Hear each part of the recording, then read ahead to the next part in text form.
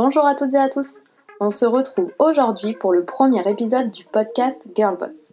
Je suis heureuse de partager avec vous ce nouveau projet qui, j'espère, vous plaira. Aujourd'hui, on se retrouve avec Martine Picot, photographe spécialisée dans les familles, grossesses et nouveau-nés. Elle partage avec nous son univers, ses coups de cœur, son parcours et ses galères d'entrepreneuse. Bonne écoute. Bonjour Martine. Bonjour Marie. Merci de nous recevoir, de me recevoir surtout, chez toi, du coup, dans ton home studio, yes. Comme tu dis. Donc je suis très contente de faire ce premier épisode avec toi, parce qu'on s'est déjà rencontrés donc, par rapport aux photos, exactement plusieurs fois, par rapport aux photos, donc grossesse et pour les nouveau-nés. Et j'adore vraiment ce que tu fais, donc voilà, je suis très contente de te recevoir. C'est partagé, ça fait toujours plaisir de partager aussi le quotidien des mamans qui viennent ici et puis d'inverser les rôles, tout simplement. C'est ça. Est-ce que tu peux nous parler un petit peu de toi alors ? Je suis une maman-preneuse, c'est comme ça qu'on dit, puisque je suis maman, photographe, donc spécialisée toujours autour de la famille, puisque j'ai continué mon rôle de maman à travers mes clientes, avant et après la naissance.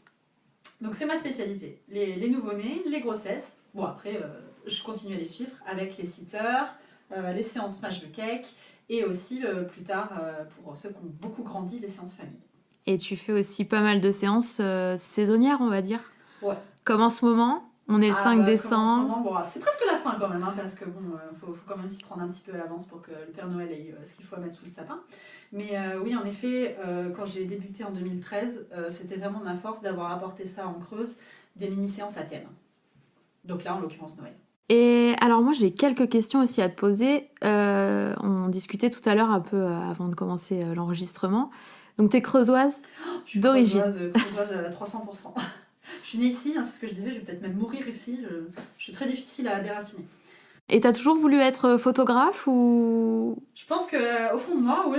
Et même s'il y avait la peur de s'assumer en tant que photographe, j'ai toujours eu quasiment un appareil photo depuis toute petite. T'as fait d'autres choses avant de te spécialiser dans les familles, les grossesses? Alors je me suis perdue un petit peu, parce que entre mon apprentissage où vraiment, là j'ai travaillé dans une boutique photo avec un super patron qui était photographe. Après j'ai pas trouvé ma voie tout de suite. J'ai pas saisi l'opportunité que j'aurais dû saisir parce que j'avais trop peur de l'assumer et j'ai été me perdre dans une librairie, faire de la papeterie et des loisirs créatifs pendant 6 ans quand même, c'était très long. Quand même. Et après, quand je suis devenue maman pour la 2e fois, là je me suis dit il faut faire quelque chose. Ok. Et c'est là donc tu t'es lancée Là je suis retournée à mes amours avec la photo, je me suis spécialisée parce que quand on est devenue maman, j'ai compris au fond de moi que les mariages, les baptêmes c'était vraiment plus pour moi, qu'il me fallait quelque chose de vraiment plus profond et qui me ressemblait plus et que là mon attachement il était tourné vers les mamans et les nouveau-nés. Je crois que ça c'est vraiment quelque chose, en étant femme et en ayant du coup des enfants, pour celles, parce qu'on n'est pas toutes pareilles évidemment, mais celles qui ont un attachement particulier à ça, à la grossesse, la maternité et tout ça. Et après, il y en a beaucoup qui se spécialisent en fait, qui tournent leur métier, leur entrepreneuriat, on va dire, autour de ça. J'entends encore à d'autres dire j'aurai jamais d'enfants. Et maintenant t'en as 3. On est mal, il y en a 3, ouais. C'est chouette. Et du coup, pour faire tout ça, t'as suivi des formations? Voilà, moi j'ai vraiment respecté les choses. J'ai commencé par me former avant d'être photographe spécialisée. Parce que pour moi, c'est vraiment la base. On ne peut pas manipuler des nouveau-nés sans vraiment avoir été formé et pouvoir l'assumer pleinement. Au niveau sécurité, surtout. Au niveau sécurité, c'est vrai. Oui, parce que quand tu les mets dans des petits paniers, dans des pots de fleurs... Il faut que les positions soient adaptées, il faut savoir s'ils ont besoin d'un appui, savoir s'ils ont besoin d'une aide aussi. Il y a des petites mains qu'on ne voit pas sur les photos, mais qui sont bien présentes pour tenir les petits doigts, les petits pieds ou les petites têtes. Parce que le bébé, il n'est pas capable de le faire tout seul. C'est vrai. Et puis savoir les endormir aussi. Ah oui. Quand au milieu de la séance, bébé se réveille, savoir gérer quoi. Et donc ça fait combien de temps que tu fais donc c'est ce que je disais. Donc officiellement, depuis 2015, je suis photographe à temps plein. Mais donc du coup, mon entreprise, elle existe depuis 2013 où j'étais créatrice. Et là, j'exploitais plutôt le côté travail manuel avec des produits basés autour de l'événementiel. Ok. Tout type d'événement? Oui, baptême, mariage, anniversaire. Tout ce qui était kit créatif pour la décoration en vrai. Ok, d'accord. Et ça, tu en fais encore un petit peu? Pour le perso, mais j'ai plus trop le temps en fait. Pour d'accord, le côté professionnel. Ça marche. Alors depuis le Covid, on avait 2 choix en fait. Soit fermer, soit rebondir. Donc on a décidé d'ouvrir une boutique en ligne, où là on a mis justement à profit le côté créatif. Et sur cette boutique en ligne, on a mis pour commencer des produits disponibles pour les photographes. Donc beaucoup de cake toppers pour mettre sur les gâteaux d'anniversaire, donc en l'occurrence des One, des Happy Birthday, pour pouvoir décorer nos séances photos. Parce que tout le monde n'était pas vraiment logé à la même enseigne pendant le Covid, il y en a qui ont eu des aides, d'autres pas. Il y en a qui avaient de la trésorerie d'avance et d'autres comme moi qui étaient complètement largués là-dessus. Et donc du coup, ça a permis à ceux qui pouvaient se le permettre de faire un stock de cartes cadeaux qu'on crée ici, de faire d'avance justement des accessoires comme les cake toppers et de nous faire vivre pendant le Covid. Oui, donc le Covid, toi, ça t'a quand même mis un... Nous, ça a été un gros frein parce que du coup, c'était l'année de mon mariage en plus. Okay. Donc, vu qu'on n'avait plus de trésorerie parce que je n'ai pas touché d'aide pendant le Covid et qu'on a dû fermer en pleine période de Noël, je le rappelle, ça fait quand même 30% de notre chiffre d'affaires à l'année sur la photo, ça nous a mis un gros coup. Et du coup, on a dû emprunter sur les deux plans, sur le plan personnel pour pouvoir quand même sauver notre mariage et sur le plan professionnel pour continuer à payer nos factures, puisque en photo, il y a quand même beaucoup de logiciels qu'on ne peut plus acheter qui sont en location.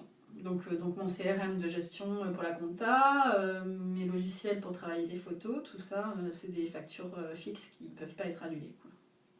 Ouais, ok, d'accord. Ouais, donc grosse galère, quoi. Grosse le Covid, galère. Pour le coup. Voilà. Ouais, pour certains, ça les a aidés. Moi, c'est vrai que le Covid, c'est ce qui m'a fait lancer mon entreprise, mais voilà, pour ceux qui étaient déjà installés, au final, c'était une période compliquée, quoi. Et là, maintenant, du coup, tu arrives à sortir la tête de l'eau ? On repart doucement, mais je prends vraiment des pincettes en disant doucement, parce que les gens, je pense que même si pour eux ça va mieux, c'est encore la crise. Ouais, moins de budget, enfin voilà, avec tout ce qu'on voit aussi. Ils font attention, parce qu'il y a eu le Covid, les confinements, après il y a eu la guerre en Ukraine, et puis maintenant l'augmentation du gasoil, des choses comme ça, les pénuries de carburant, de granulés, de chauffage, enfin bon, il y a tout qui augmente, et puis pas les salaires, quoi. Donc ils font très attention. J'ai vu aussi que tu faisais des décors pour les photographes. Ouais, c'est ça. Tu parlais tout à l'heure d'accessoires pour les photographes, ce genre de choses. Alors, quand je dis nous, dans ma tête, c'est j'ai plusieurs casquettes. Donc, il y a la partie photographie où je gère mon studio. Et il y a la partie créative derrière où, depuis le mois de juin, je travaille pour un gros site qui vend des fonds pour photographes. Donc, je crée ces décors, je les photographie, je leur envoie chaque mois ma collection. Et après, chaque photographe dans le monde entier peut l'acheter. Ça, c'est super chouette. Et comment tu trouves les idées, Alors en fait, j'ai plus d'idées que de séances photo. Ok. Donc, personnellement, ça m'arrange de pouvoir les sortir un petit peu de ma tête et de pouvoir les partager du coup. Mais voilà, ça c'est toujours quelque chose qui a fusé, mais il y en a trop. Ouais. Parce que oui, quand on voit ton univers, c'est vrai qu'il y a beaucoup de féeries, beaucoup de Disney, beaucoup de... Enfin, après, voilà, ça tourne autour des enfants, donc c'est tout très mignon, j'ai envie de dire. C'est ce qui me permet de ne pas avoir trop grandi. Dans ma tête, je suis toujours une enfant. C'est ça. Mais ces décors sont toujours... Enfin, moi, je les trouve magnifiques. Plein d'accessoires que tu as trouvés... Alors, c'est vraiment une signature. Hein. Quand les gens ils viennent là, en général, c'est surtout pour les décors où c'est très accessoirisé. Même si j'ai eu toujours des fans de la pureté, du sobre et puis du blanc. C'est pas ma personnalité. Moi, c'est vraiment les couleurs, les décors très, très sophistiqués et les petits détails. Je me sens pas visée du tout pour le décor blanc. C'est vrai que moi, c'est le choix que j'avais fait. J'aime bien tout ce qui est... J'avoue qu'en vieillissant, je change, ça me va aussi. Je m'étonne moi-même à aimer les choses un petit peu plus simples. Mais pas tout le temps. Mais pas tout le temps. Donc là, par exemple, les fonds photos, c'est en Pologne. Enfin, eux, ils sont en Pologne. Donc, alors, les fonds photos, tu veux dire... donc... Le site Petit Style, lui... Le site pour lequel tu fais les fonds photos, il est en Pologne. Ok, d'accord. Ouais. Donc, tu vois, c'est pas une barrière. Ouais. Oui, parce que du coup, donc, tu travailles pour toute l'Europe. Tout à l'heure, tu me montrais aussi en off... Là, moi, je suis Europe Business Manager for Europe. Hein. Ok. Donc, distributrice, en fait. Ouais, je distribue pour toute l'Europe. C'est moi qui reçois les commandes pour tous les pays de l'Europe et qui les renvoie, qui les expédie. Donc ça vient des États-Unis. Et au niveau de Petit Style, c'est même dans le monde entier, en fait, que c'est vendu. Là, pour le reste du monde, c'est la partie États-Unis qui va gérer les stocks. Mais pour l'Europe, c'est pour moi. Ok, donc en fait, on peut être au fin fond de la Creuse, sans réseau 4G, 3G, tout ce qu'on peut. L'histoire UPS a failli faire un arrêt cardiaque quand je lui ai dit c'est moi qui vais distribuer toute l'Europe. Ouais, au fond des bois à Saint-Sulpice-le-Vinois. Il n'y a pas de réseau, hein. Ouais, non, mais c'est clair, c'est pour ça que je dis ça, couper du monde, quoi. C'est ça, ouais. Et en fait, t'arrives à distribuer tout ça. Ouais, c'est super chouette. Du coup, tu commences les séances en passant de la grossesse, tu fais après les nouveau-nés. Oui. Ensuite, tu nous parlais des séances sitter. Donc là, c'est quand le bébé tient assis. Ouais, c'est des termes vraiment anglophones encore, on est d'accord. Hein, mais les sitters, c'est une période où ils vont se tenir assis tout seuls. Hein, ils n'ont plus l'aide de papa et maman. Ils savent le faire tout seuls comme un grand. Sauf qu'ils ne marchent pas encore, en fait. Ça, c'est les sitters. Donc, c'est très vague, hein, selon les bébés. Ça va de 6 à 12 mois, en général. C'est pas encore galère pour la séance photo, quoi. Voilà, ça, c'est la période la plus soft pour les parents. Ok, ensuite du coup t'as un peu pour coutume de faire plus sportif, le smash cake. Voilà. Donc là où le bébé il va venir fêter son anniversaire au studio. Donc avec 3 options, des cupcakes, un gâteau ou des donuts. Et là il va avoir le droit de faire tout ce qui est interdit à la maison. Foutre les doigts dans le gâteau, faire péter la crème jusqu'au plafond. Trop bien le rêve. S'éclater, quoi. Et c'est toi qui cuisines ? Oui. Bah, avant d'être photographe, j'ai fait aussi un CAP pâtisserie. Ah ouais. Et du coup, ça me permet de pouvoir m'occuper de cette partie-là cachée. Hein, encore une tâche qu'on ne voit pas sur les photos, mais qui prend du temps. Bah, c'est chouette. Et du coup, c'est un plaisir pour toi de voir l'évolution Ouais, j'avoue que si on me demandait vraiment ce qui me fait le plus plaisir, c'est de me dire, par exemple, en 2015, il y a les premiers bébés que j'ai pris en photo, ils viennent encore à Noël, quoi. Tous les ans, ils viennent à Noël. Et ça, faut remercier les parents, parce que c'est pas forcément les enfants à cet âge-là qui choisissent de venir. Mais les parents sont tellement contents de les voir grandir tous les ans à travers leurs photos que moi, je les remercie qu'ils reviennent tous les ans, parce que même moi, j'adore prendre des nouvelles. Hein. Je suis très curieuse, je suis très bavarde aussi. J'aime bien prendre des nouvelles. Et ça me permet vraiment de tisser un lien avec les enfants. Ils peuvent me croiser dans le magasin. On va faire la causette, ils vont me reconnaître. C'est limite Tata Martine, quoi. Ouais, ça c'est un lien particulier vu que tu les vois depuis. Je les vois même depuis le ventre. On peut pas les voir. Ouais, on peut pas les voir. Pas les voir. Du coup, je reviens aussi sur le fait que tout à l'heure, je te présentais comme nous accueillant dans ton home studio. Oui. Donc, tu travailles à la maison. Je travaille à la maison. C'est compliqué, mais c'est à la fois une force et une faiblesse. On fait avec tous les jours. C'est cool parce que du coup je suis sur place et on peut s'en rendre compte souvent en séance photo. Par exemple, s'il y a eu un accident, il y a eu du gâteau de renversé ou il y a eu des choses comme ça, un imprévu, on court à la salle de bain, on va chercher une serviette, un gant, du gel douche, c'est pas grave, on va laver le bébé. On est comme à la maison. Alors les enfants ils le ressentent aussi, on n'arrive pas dans un cabinet dentaire où il fait moche, qu'il n'y a pas de déco, qu'il n'y a pas de personnalité. Là ils arrivent, ils sont comme à la maison, on le sent tout de suite, ils sont bien chez eux. Mais du coup voilà, faut faire avec parce qu'il faut démonter tous les soirs, il faut remonter tous les matins le studio et puis faire avec la place qu'on a. Mais du coup toi, on disait tout à l'heure aussi que tu avais 3 enfants, mais ça va, ils sont à l'école. Oui. Donc cette année ça y est, c'est gagné. C'est à l'école. Ça y est. Parce qu'avant du coup comment tu faisais du coup pour le dernier, tu le faisais garder? Je suis une maman poule. Alors je n'ai jamais eu une nounou. Ok. C'est ma maman qui a gardé tous mes enfants. Je l'emmenais le matin, j'emmenais chaque enfant le matin pour ceux qui vont pas à l'école, le faire garder pendant les séances et je les récupérais le soir. Ok, d'accord. Au moins, n'hésitez pas dans tes pattes parce que c'est pas possible. Il n'y a pas de bébé pendant les séances. Ouais. De concilier vie professionnelle et vie personnelle, des fois, c'est un peu compliqué. Bon, toi, tu as l'avantage du coup d'avoir ta maman. Voilà, c'était un choix entre elle et moi. Elle, ça lui fait plaisir de garder ses petits-enfants. Elle en aura profité pour tous. Et puis moi, je sais que j'ai pas besoin de me soucier de la nounou puisque c'est elle qui m'a élevée. Je sais comment ça se passe. Tu as suivi une formation avec une autre invitée qu'on aura prochainement sur le podcast, Laura Quintanel, qui, elle, est spécialisée dans la photographie animalière. Oui, et en particulier le canin. Et canin, voilà, surtout, c'est vrai. T'as envie de te développer un petit peu? T'as envie de voir d'autres choses? Pourquoi t'as suivi cette... Ce que j'aime bien, pour pouvoir continuer à avancer dans mon entreprise, c'est pouvoir me faire plaisir. Parce que je pense que la part de plaisir, il faut vraiment qu'elle soit importante dans tout ce qu'on fait. Et moi, au fond de moi, j'adore les animaux depuis que je suis née. J'ai toujours été élevée avec des animaux, j'en ai plein la baraque. Ils me le rendent pas forcément bien, mais je les aime. Et du coup, il fallait qu'on se fasse plaisir à un moment donné et qu'on participe à cette formation avec Laura qui est vraiment géniale et que j'affectionne particulièrement. Il n'y a pas du tout de concurrence entre nous, puisque elle a des modèles animaliers et moi j'ai des modèles humains. Et du coup, ça faisait partie d'un petit plaisir personnel qui me servira dans ce que je fais, parce que m'arrive de prendre des humains avec leur petit animal à poil pendant les photos, puisque il y a des humains qui n'ont pas d'enfants et qui considèrent vraiment leurs animaux comme des enfants. Et du coup, je pensais à ça parce qu'on a vu sur ta page Facebook que tu as fait justement pour les séances de Noël des photos de tes animaux. Ah oui, alors ça c'est comme pour mes enfants, c'est un passage obligé en fait. C'est parti du fait que mes animaux sont comme... mes enfants sont comme moi, ils adorent les animaux. Et du coup, c'était naturel pour eux de poser avec leur petit animal de compagnie, et puis qu'eux, ils aient leurs petites photos perso.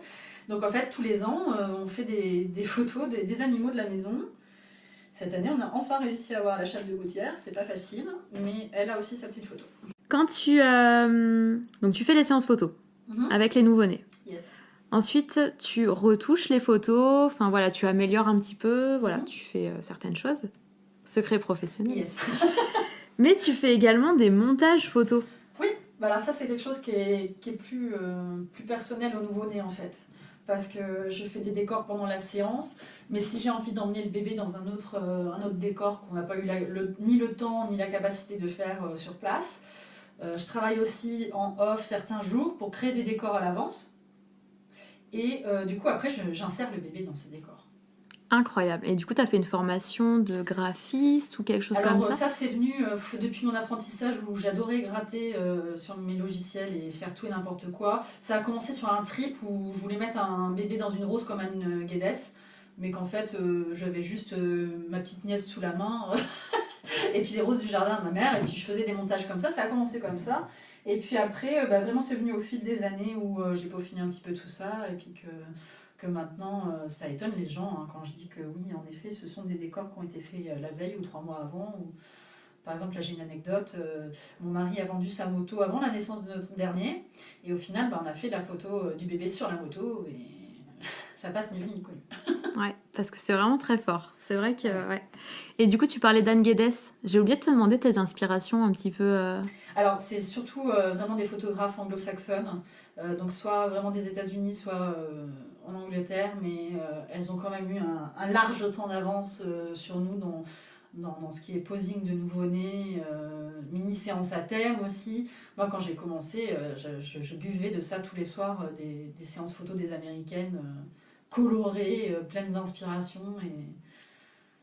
Parce que Anne Guedes, je sais même plus de quelle nationalité elle est. Oui, c'est ça. Je sais plus.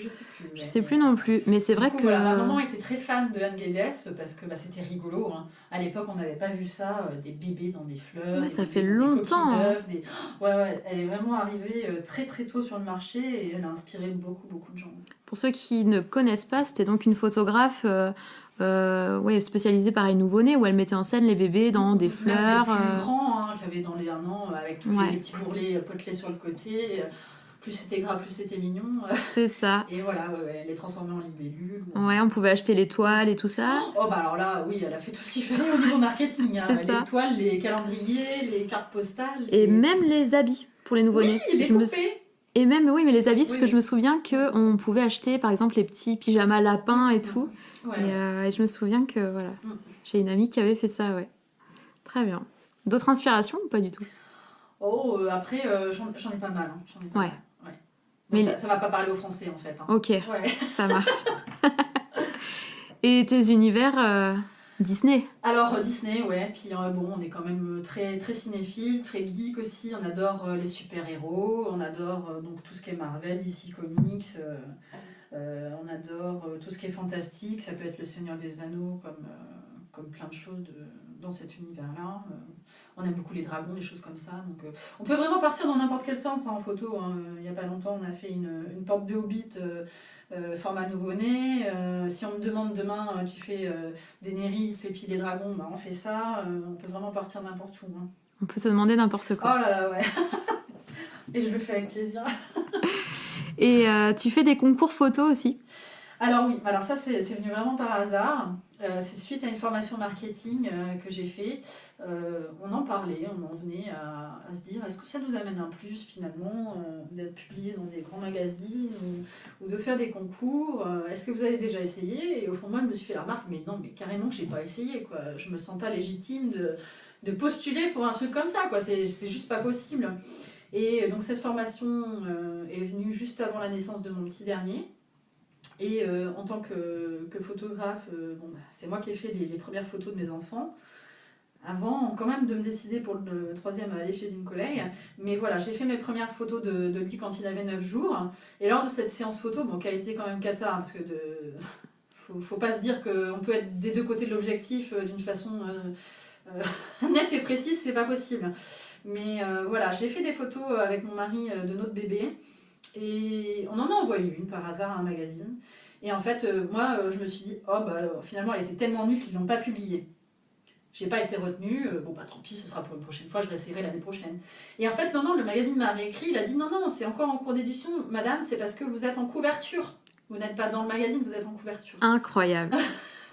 Donc là, c'est là que ça m'a reboosté un petit peu plus, que j'ai commencé à en envoyer à plusieurs magazines et puis d'être publié un petit peu partout. Donc toujours des magazines typiquement anglophones, un en Angleterre et d'autres aux États-Unis. Et donc du coup, à la suite de ça, j'ai trouvé un concours qui se démarquait un petit peu des autres parce qu'il y avait une ambiance vraiment sympathique et pas concurrentielle, comme on peut le trouver dans certains concours où c'est vraiment violent c'est vrai. de faire sa place. Mais là, du coup, j'ai participé, j'ai grandi avec le concours, comme m'a dit l'une des jurys. J'ai d'abord participé en 2020 où je suis arrivée dans le top 10 pour les photos de nouveau-nés et d'enfants. Donc je suis contente, j'ai ma plaque sur la porte du studio quand on arrive. Mais l'année dernière, on a fait mieux, on a réussi à arriver en finaliste. Donc la seule finaliste pour la France, pour la catégorie nouveau-né, donc parmi les 5 premiers. Eh ben, félicitations. En Creuse. En Creuse. Et qu'est-ce que ça t'apporte du coup de la satisfaction, j'imagine, de la fierté, mais ça t'apporte pas de la visibilité aussi? Ah, de la visibilité, ouais. C'est-à-dire qu'il y a certains pays, pour ceux qui suivent le concours par exemple, j'ai des collègues dans d'autres pays qui me connaissent plus que les Creusois, quoi. Ok, d'accord, ouais, ça marche. Mais ça t'apporte pas de nouveaux clients forcément. Si, il y en a qui se disent finalement c'est prestigieux. Elle a eu en Creuse, elle a remporté un truc international, quoi. Ok, très bien. Et oui, parce que là, du coup, autour de Saint-Sulpice-le-Dunois, t'es la seule spécialisée vraiment sur le territoire dunois, je veux dire. Alors, sur le territoire dunois, oui. Après, en Creuse, on n'est pas vraiment beaucoup. Et puis en Haute-Vienne, il y en a très peu quand même aussi. C'est vrai que ça va surtout s'étendre autour des grandes villes, ce genre de spécialité. Et du coup, c'est tant mieux pour nous. Ouais, complètement. Et quand tu t'es lancée, du coup, t'as eu du mal à trouver ton... Alors, pas ton marché, parce que du coup, il était... tu savais voilà, où tu allais, mais des clients pour commencer, vraiment, je veux dire. Alors, ça a été dur de les éduquer à ce que je voulais faire. Ok. Moi, j'ai commencé, j'ai même fait photographe pour la maternité.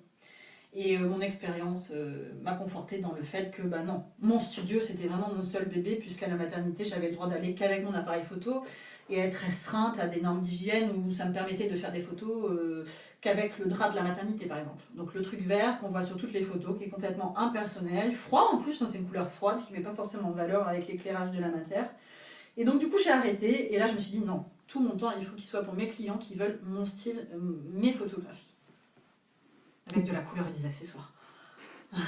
Donc, tu as réussi après, finalement, petit à petit, à trouver des familles pour te faire confiance. Ouais. Et puis, en fait, de fil en aiguille, ça s'est enchaîné. Y a quand même une grosse partie de la clientèle, oui, qui est en effet du bouche à oreille. Parce que en Creuse, je pense qu'on est resté quand même typiquement traditionnel. Et qu'on aime bien les photos comme à l'ancienne, comme le photographe qui passe pour faire les photos de classe ou les choses comme ça, très carrées. Et que du coup, c'était beaucoup de nouveautés d'un coup pour eux. Et que voilà, pour être convaincu, il a fallu qu'il y en ait qui se lancent et qui leur montrent finalement, regarde, ça rend bien, quoi. Ouais, complètement. Et au niveau du budget, pareil, t'as toujours réussi à leur, je veux dire, à leur faire comprendre en fait que, parce que le problème des métiers, on va dire numériques, je mets un peu la photographie dedans, c'est comme dans la communication, ce genre de choses, les sites internet et tout ça, on a du mal un peu à savoir la valeur. Alors de son travail, oui. Mm-hmm. Toi, déjà à ce sujet, t'as jamais eu de difficulté à imposer ton tarif, à savoir quel était le bon tarif? Si, après quand on commence, c'est sûr qu'on a des tarifs beaucoup plus bas qu'à l'heure actuelle, et c'est ça qui va être difficile, c'est de faire suivre sa clientèle et qu'elle comprenne que le travail qu'on faisait il y a presque 10 ans, ça peut pas être le même prix qu'à l'heure actuelle, ça c'est sûr, parce que déjà tout a augmenté, et puis que on n'a plus la même façon de travailler, et puis que forcément c'est beaucoup plus qualitatif. C'est ça. Mais certains peuvent aussi avoir cette petite pas appréhension, je sais pas vraiment quel mot utiliser, mais de se dire, oui, enfin, c'est juste un appareil photo, et de pas avoir conscience, justement, derrière de tout ce qu'il y a, en fait. Déjà, les frais d'entreprise, comme tu parlais tout à l'heure de tes factures fixes qui tombent tous les mois, de l'installation que tu dois faire tous les jours, parce que du coup, t'es à la maison. Alors, t'as pas de studio... Pas pour le moment. Pas pour le moment. On en parle juste après. Donc voilà, de devoir installer, enfin voilà, tout ça, les décors, de devoir investir dans tout ce qui est décoration. Le problème de la photo, enfin vraiment dans ma spécialité, c'est la partie immergée de l'iceberg, celle qu'on voit pas, les backstage où justement ça comprend à la fois l'installation du studio le matin, le choix des décors, les petites machines comme je suis en train de faire sécher dans la cuisine des vêtements qui se lavent uniquement à la main parce que c'est des matières précieuses et qu'en plus il faut utiliser de la lessive vraiment spécialisée pour les bébés. Donc il y a ça, il y a la partie tri, parce que j'aime tellement certaines photos que ça met quand même beaucoup de temps à me décider, est-ce que je dois la supprimer, est-ce que je vais vraiment pas la montrer aux parents, des fois c'est un petit peu dur. Il y a aussi la partie retouche, donc là ça peut mettre plus ou moins de temps selon le type de séance photo. Par exemple en extérieur ça va aller très vite puisqu'on n'est pas limité par un cadre. En fait la nature elle est belle partout, on va pas se dire je vais supprimer ce sapin. Mais à l'intérieur on est dans des dimensions où il faut que ça passe dans 2 mètres. Et que si jamais il y a quelque chose qui ne va pas, par exemple, je sais pas, un bébé il a pleuré un petit peu, il faut effacer les larmes, il faut effacer le bleu qui s'est fait la veille parce que finalement il s'est cassé il s'est cassé la marmoule juste avant la séance. Ça c'est le truc type. Donc voilà, c'est des séances qui peuvent mettre beaucoup plus de temps à traiter que d'autres. Tu nous as parlé d'un studio tout à l'heure ? Ah, peut-être. Alors, ça fait un moment qu'on parle d'un studio. Je m'en excuse auprès de mes chers clients. Ça fait longtemps que je vous casse les oreilles avec ça, mais oui, j'aime le fait de travailler à la maison. Je ne m'en irai jamais très loin de la maison pour mon studio. Mais après avoir laissé de côté ce fameux plan A dont on vous parle depuis 2 ans et demi et qui n'aboutit pas, on aurait peut-être trouvé un plan B. Peut-être un plan B pour 2023. Trop bonne nouvelle.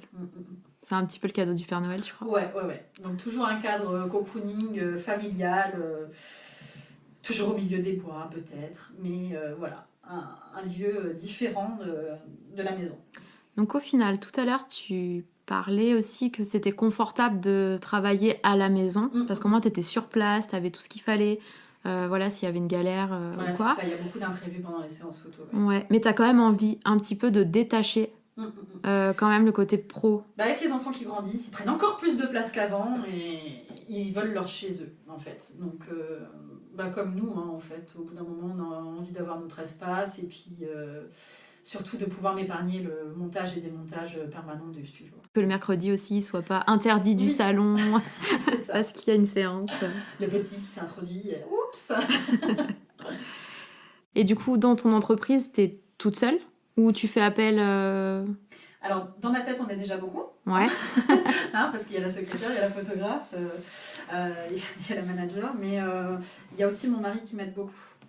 Des fois, j'ai besoin de ses mains de bricoleur pour mes décors ou pour m'assister à faire des créations annexes qu'on a mis en place depuis le Covid. Ok, mais il n'est pas conjoint collaborateur, il est complètement non. hors de ton entreprise, quoi. Mais du coup, voilà, comptabilité, tout ça, tu gères tout toute seule. Ouais, tu fais appel à personne. Ouais. Comptable, étant auto-entrepreneur, je fais tout moi-même. Du coup, dans ta vie de femme entrepreneuse, quelles sont les galères que tu as rencontrées depuis le début ? Ça a beaucoup fait rire les gens. Ils savaient que je rigolais beaucoup avec les mamans qui venaient. Je leur demandais si elles étaient mariées, si officiellement elles avaient la bague au doigt. Je l'ai dit pendant 9 ans, avant d'avoir ma propre demande, pendant ma 2e grossesse. Et du coup, ma 3e grossesse, ça passe vite le temps. Pendant cette 3e grossesse, j'ai enfin eu ma demande. Et donc j'ai dû changer de nom et m'appeler Pico. Ça a perturbé mes clients le fait que je change sur ma page et qu'au lieu de m'appeler Martine Gentil Photographie, je me suis appelée Martine Pico Photographie. Alors c'est une galère que les hommes ne vont pas connaître, que du coup il y a des clients qui ne suivent plus, qui ne nous retrouvent plus sur Google. Google, lui non plus, ne nous retrouve plus d'ailleurs, il n'a pas suivi non plus. Et du coup il y a aussi le fait que si on avait des choses déjà imprimées, faut les refaire faire, c'est encore un coût supplémentaire. Le site internet c'est pareil, il faut faire des démarches pour faire changer, le SIRET aussi parce que c'est plus au bon moment non plus, les comptes bancaires et tout ce qui s'ensuit. Ah ouais, donc oui, c'est vrai, c'est quelque chose auquel on pense pas quand on se lance comme ça en mettant son propre nom en fait. Ouais. Mais ce qu'on disait aussi en off, c'est une signature de photographe en fait, d'utiliser son nom et son prénom. Oui, je pense que dans la profession, on est beaucoup à avoir fait ce choix et je l'ai changé en 2015 parce qu'au début, je m'appelais Il était une fois. Donc avec pour héroïne un petit chaperon roux pour les bois, puisqu'on est au milieu des bois. Et pourquoi avoir changé du coup ? Et alors, on m'a fait souvent la remarque que c'était trop impersonnel et que je me cachais un petit peu derrière ce petit chaperon roux. Ok, mais au final, ça t'aurait évité des galères. Oui. Mais c'est pas grave. Si c'était à refaire, tu referais tout pareil ? Je le referai. Tout pareil. Je le referai tout pareil. Bon, parfait. Est-ce que tu as des conseils à donner à quelqu'un qui veut se lancer ? Mariez-vous avant de créer votre entreprise. C'est un très bon conseil. Du coup, si c'est une femme surtout. Oui, Parce que l'homme ne prend pas le nom. On s'en fout. D'autres conseils ? Alors, Chose que tu aurais aimé savoir, par exemple, ou je sais pas. Non, peut-être quelque chose de plus personnel et plus propre aux femmes. Écoutez-vous, si vous avez envie de mettre votre emploi du temps en fonction de votre famille, de vos enfants, faites-le. Par exemple, je vais dire un truc tout bête, mais on est 5 dans la famille. Pour les 5 anniversaires, je ne travaille pas. C'est un jour off. Nos anniversaires, on ne travaille pas, parce que si on a décidé d'être chef d'entreprise, c'est qu'on voulait faire notre vie comme on la voulait. Et que du coup, moi, mon planning, il est organisé en priorité autour de mes enfants. Donc, par exemple, le week-end, je ne travaille pas, sauf donc là, en l'occurrence pour les mini-séances de Noël ou des choses comme ça. Mais sinon, je vais pas travailler le samedi ni le dimanche. C'est par choix. C'est pour eux. Très bien. Écoutez-vous et n'ayez pas peur de vous lancer, en fait. Voilà, tout le monde est capable. Par exemple, le dentiste et le docteur, ils ne travaillent pas non plus le samedi et dimanche, en fait. Et du coup, il n'y a personne qui leur fait la réflexion aux hommes. Vous êtes fermés, quoi. Je vais être obligée de prendre un jour de congé pour y aller. Eh ben oui. C'est ça. Oui. Quand on veut le faire, on le fait. Très bien, très bon conseil. Est-ce que tu as sur le territoire creusois des femmes entrepreneuses que tu souhaiterais écouter dans ce podcast ? Ah, je vais les dénoncer. Dénonce-les, vas-y. Alors, donc, à la base, c'était à la fois une expérience client partagée, puisque j'ai connu, par exemple, Aline Papillon, donc ma prothésiste angulaire, parce qu'elle est venue me voir pour sa grossesse et pour son nouveau-né. Donc, depuis, on est très proches. Donc, ouais, ça me ferait plaisir de l'écouter. Et puis, pourquoi pas aussi Pauline de chez Apollinaire, que j'ai connue en cherchant quelqu'un pour me coiffer pour mon mariage, et puis qui restait aussi très proche. Très bien. Qu'est-ce qu'on peut te souhaiter pour 2023 déjà et puis les années à venir ? D'avoir toujours autant d'inspiration et puis de pouvoir continuer à suivre mes petits clients, ceux qui viennent depuis des années, qui vont me faire d'autres bébés parce qu'ils veulent encore d'autres bébés pour agrandir leur famille ou qui vont parler de moi à leurs copines, à leurs petites sœurs et puis qu'en ait enfin ce studio. Bon, eh bien, je pense qu'on a fait un peu le tour de toute ton histoire. Où est-ce qu'on peut te retrouver ? Réseaux sociaux, site internet ? On est des jeunes, alors on est un peu partout. Alors on est sur Insta et Facebook en priorité. J'ai un site qui fait vitrine, mais que j'avoue je n'actualise pas très souvent parce qu'on peut pas trop être partout. Mais on a fait aussi un TikTok cette année. Alors le TikTok il est surtout pour ceux qui aiment la partie backstage. Donc là en ce moment par exemple sur TikTok on va mettre les elfs on the shelf, ces petits lutins qui nous ont rejoints pour le mois de décembre avant Noël. Mais sinon on met le backstage de chaque séance. Pour qu'on se rende compte du décor en fait seul, en lui-même, la partie travail que ça représente, avant la séance, avant que le bébé arrive. Ça c'est chouette ça. J'aime bien. Très donc, bien. Voilà, TikTok, backstage. Ok, et donc Facebook, Instagram, Facebook, Martine... Instagram, je les gère pas du tout de la même façon, ça Ok. va pas être les mêmes photos. C'est vrai qu'en général, c'est souvent le soir dans le canapé quand je vais me reposer que je vais m'occuper de ça. Donc je suis pas très ordonnée, mais je le fais. Donc au final, t'arrêtes jamais en fait. Non, c'est ça. Même quand je dors, je suis sûre que je rêve de photos. Facebook, Instagram, Martine... Martine Picot Photographie. Ok. Et le site internet ? martinepicotphotographie.fr. Ok, très bien. Et donc on te retrouve, si besoin, pour réserver une séance sur les réseaux sociaux. C'est par là qu'on prend contact. Alors, on privilégie les mails, bien sûr. Les mails. Mais oui, on essaye d'être partout. Ok. Il y a toujours quelqu'un qui se perd à m'envoyer un MP alors qu'en général, on ne les regarde pas trop. Moi, la première, mais faut pas le dire. À chaque fois, j'ai le message automatique. Merci de me contacter par mail. À chaque fois, je me dis, oups, c'est vrai. Oui, parce que maintenant, il y a tellement de réseaux qu'en fait, on ne nous contacte même pas WhatsApp alors qu'on ne l'a pas demandé. On nous contacte par Messenger sur les comptes perso alors que, si on n'a pas répondu sur le compte pro, c'est que c'est tout simplement un jour de congé. Ouais. Parce qu'on en a à toute heure. C'est vrai que les réseaux sociaux, du coup, ça engendre une espèce de proximité, en fait. Voilà, les gens pensent que... les gens ne comprennent pas que je suis fermée le samedi et le dimanche et que à partir de 19h, forcément, il n'y a plus personne dans le navire. Je ne vais pas regarder mon téléphone. Et moi, je suis une des très mauvaises élèves. C'est que dès que quelque chose me traverse l'esprit, je l'envoie maintenant, le message, et je me dis au moins c'est fait. J'attends pas forcément de réponse dans la foulée. Mais c'est vrai que... Mais on est toutes comme ça parce que le problème, c'est que le planning, il n'est pas assez large pour tout caser dans la même journée sinon. Hein. C'est ça. Donc du coup... moi, ça ne me dérange pas que mes clients m'écrivent à minuit parce que mon téléphone est vraiment programmé pour ne pas sonner à cette heure-là. Mais voilà, je ne pourrais pas répondre à cette heure-là. Pas de souci. Et je te remercie. Merci beaucoup d'avoir participé à ce podcast et surtout à la première. Et oui, merci Marie de m'avoir choisie en tant que cobaye. Cet épisode vous a été présenté par Marie Lavalette de Hope Digital. Merci à Martine Picot pour sa participation et son partage d'expérience.